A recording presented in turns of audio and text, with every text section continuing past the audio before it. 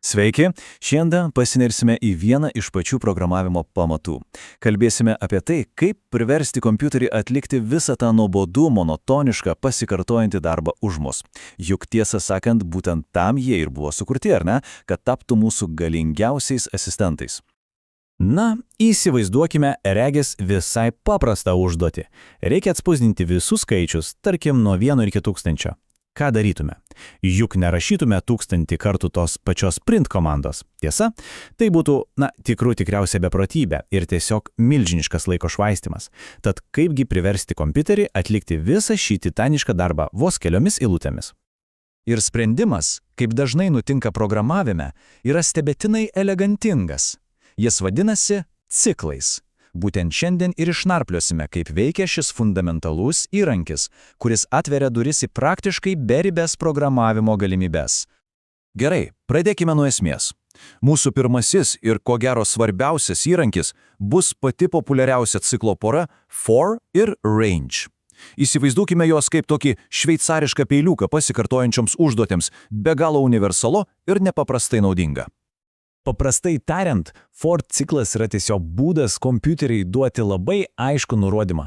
Klausyk, štai šį veiksmą atlik būtent tiek kartų, nustatomos taisyklės, o kompiuteris tampa tokiu nenuilstančiu darbininku. Gerai, pažiūrėkime į pirmąjį kodo pavyzdį. Dabar susitelkime tik į tą išorinį ciklą. Išnarpliokime į žingsnis po žingsnio. Pirmiausia, raktinis žodis for. Tai tarsi komanda pradėti kartojimą. Toliau eina I. Kas tas I? Tai tiesiog laikinas kintabasis. Galima jį įsivaizduoti kaip tokį mažą skaitiklį, kuris kaskart keis savo reikšmę. Na, o tada in range of 1 for. Štai čia ir nustatomas taisyklės, nurodoma, kur keliausime. Bet čia yra vienas svarbus niuansas, kurį reikia įsidėmėti. Range of 1 for reiškia skaičius 1, 2 ir 3. Ketvirtas į jį neįeina. Ciklas sustos prieš pat jį pasiekdamas. Tai beje labai dažnas dalykas programavime. Taigi, pasiekime visą procesą kartu. Pirmas žingsnis – I gauna reikšmę 1 ir kodas esantis ciklo viduje yra įvykdomas. Atlikta. Ciklas tuoj pat šoka atgal į pradžią. Antras žingsnis – I dabar jau tampa 2 ir tas pats kodas vėl įvykdomas. Atlikta. Ir dar kartelį I tampa 3. Kodas įvykdomas. Po šio karto ciklas pamato, kad pasiekė range pabaigą ir tiesiog sustoja. Viskas vyksta tiksliai kaip pagal laikrodį. Gerai, pagrindus jau įvaldėme, o dabar tikrasis galios pademonstravimas. Kas nutinka, kai vieną ciklą įdedame į kito vidų? Patikėkite, tai atveria visiškai naujas galimybių dimensijas. Turbūt geriausia analogija tam suprasti yra paprasčiausias laikrodis. Tik pagalvokime. Valandų rodyklė pajuda vos vienu žingsneliu į priekį per 1 valandą.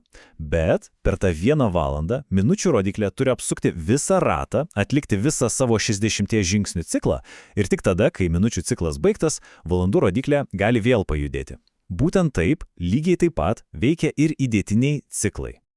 Dabar pritaikykime šią mintį kodui. Matome, kad vienas for ciklas yra kito viduje. Išorinis ciklas, tas su kintamojo I, yra mūsų valandų rodyklė, o vidinis su J minučių rodyklė. Taigi, kai išorinis ciklas pradeda savo darbą ir I tampa lygus 1, jis tarsi sustoja ir sako vidiniam ciklui: gerai, dabar tavo eilė. Ir vidinis ciklas privalo atlikti visą savo darbą. J pereina per 1, 2 ir 3. Ir tik tada išorinis ciklas gali pereiti prie I lygaus 2. Štai ši lentelė viską, ką tik aptarėme, parodo vizualiai. Žiūrėkime, kai išorinis I yra lygus 1, vidinis J privalo pereiti per visą savo seką 1, 2, 3. Ir tik tada, kai jo darbas baigtas, I pagaliau gali tapti 2. Ir tuomet visas procesas su J kartojasi nuo 0. Būtent šis ciklas cikle modelis ir yra visa įdėtinių ciklų gale.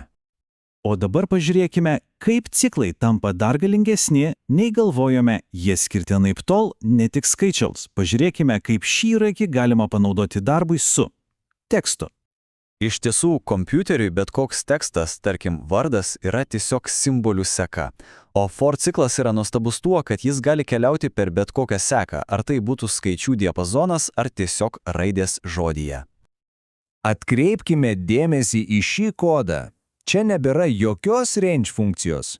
Vietoj jos komanda for raide in vardas yra dar paprastesnė. Ji tiesiogiai sako kompiuteriui: paimk tekstą, kuris yra kintamajame vardas, ir tiesiog keliauk per jį simbolis po simbolio. Jei įvestas vardas būtų Jonas, tai pirmoje iteracijoje raidė būtų J, antroje O, trečioje N ir taip toliau, kol baigsis žodis. Viskas labai paprasta. O dabar nedidelis profesionalų triukas. Kartais pasitaiko situacijų, kai norisi kažką pakartoti, sakykime, 5 kartus, bet mums visiškai nerūpi kelintas tai kartas. Na, tokiu atveju, vietoj to, kad kurtume I ar J kintamąjį, programuotojai naudoja pabraukimo brūkšnį, štai šį, underscore. Tai yra tokia nerašyta taisyklė, kuris signalizuoja: šis skaitiklis man nesvarbus, aš jį tiesiog ignoruoju. Puiku, įveikėme tikrai nemažai informacijos.